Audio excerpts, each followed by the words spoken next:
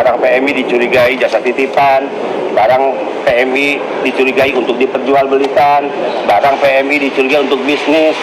Kenapa saya katakan nggak pernah curiga itu pada pejabat yang ke luar negeri pakai uang negara, pakai paspor diplomatik, belanja di sana, nyelundupin barang juga. Itu dong yang dicurigai. Masa rakyat sendiri dicurigai? Halo guys, assalamualaikum warahmatullahi wabarakatuh. Gimana kabar semua teman-teman? Semoga selalu dalam keadaan baik-baik saja. Oke, kali ini ada sebuah berita masih bersangkutan dengan bea cukai, yang mana bertemakan seperti ini. Sempat ada dugaan jadi sarang korupsi banyak pejabat. Bea cukai akhirnya dibekukan pemerintah Orde Baru. Gimana kondisinya? Yang mana di sini karena sering sekali terjadi korupsi dan bikin aturan yang semrawut dan seolah-olah dibikin sendiri, makanya di sini banyak sekali menuai kritikan, bahkan sampai dikritik oleh hampir keseluruhan masyarakat Indonesia. Bukan itu saja, banyak juga para wisatawan dan juga orang luar yang datang ke Indonesia sampai dimintai pajak ini dan itu, sampai mengundang kontroversi. Jadi kira-kira gimana ya kelanjutan untuk bea cukai? Yang mana di sini kronologinya? Oke, sebelumnya untuk teman-teman, mungkin di sini ada teman-teman dari Indonesia dan pengen mengirimkan barang dari Indonesia ke luar negeri, yang mana di sini teman-teman bisa menggunakan jasa pengiriman KK Export, yang mana KK Export ini bisa berlaku untuk ke semua negara ya. Dan juga mungkin teman-teman yang berada di luar negeri pengen dikirim makanan dari Indonesia ataupun baju, bisa ya, yang mana menggunakan jasa pengiriman KK Export. Jadi untuk lebih lanjut silakan hubungi nomor di bawah ini. Nama bea cukai yang merupakan bagian dari Kementerian Keuangan kebelakangan ini memang banyak jadi bahan pembicaraan. Pasalnya bea cukai terseret beberapa kasus yang akhirnya viral karena kejadian kurang mengenakan. Sebab itu, ulasan buruk mengenai bea cukai bertebaran di berbagai platform media sosial seperti TikTok hingga YouTube. Tak heran jika tak sedikit kritik pedas disampaikan masyarakat dan aktivis mengenai kinerja instansi ini.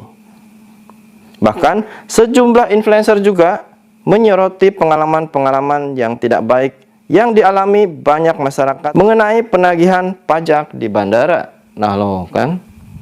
Namun sebenarnya bea cukai memang sudah disorot sejak pemerintahan zaman dulu lantaran banyak permasalahan.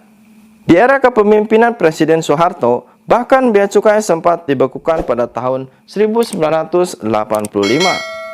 Kira-kira untuk sekarang Pak Jokowi bisa nggak ya membekukan bea cukai?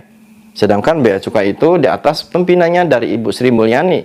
Sedangkan Ibu Sri Mulyani itu kesayangannya Pak Jokowi ya. Apakah mampu Pak Jokowi untuk membekukan bea cukai?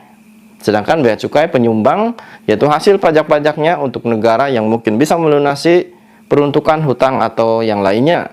Kira-kira Pak Jokowi berani nggak ya seperti Pak Soeharto?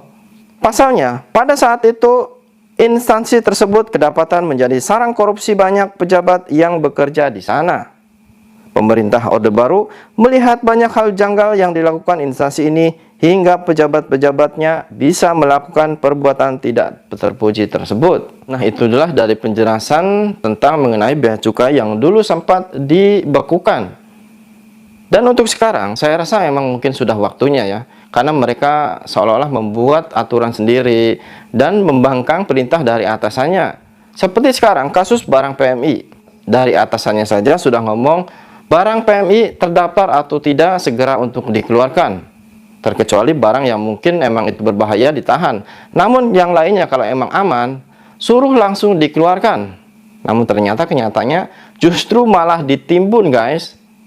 Ini coba gimana? Padahal sudah jelas ya, mereka itu bekerja tidak baik justru menahan barang PMI. Namun yang anehnya dari kepemerintahan justru seolah-olah dialu-alukan, dibaik-baiki. Dan dari kepemerintahan seperti Ibu Sri Mulyani dan Pak Jokowi juga sama sekali tidak ada respon. Justru seolah-olah mungkin biarkan saja untuk para menterinya menangani. Justru para menterinya itu kan sudah kong wali kong ya. Jadi tetap saja yang akan menjadi sasarannya yaitu PMI. Jadi di sini mungkin kita untuk para PMI harus bergerak sendiri ya. Kalau kalian diam dan menerima ya udah, mereka akan semakin brutal. Kira-kira untuk teman-teman, apakah kalian setuju apabila bea cukai dibekukan? Coba tuliskan komentar kalian ya. Saudara Saputra, Suara TKI.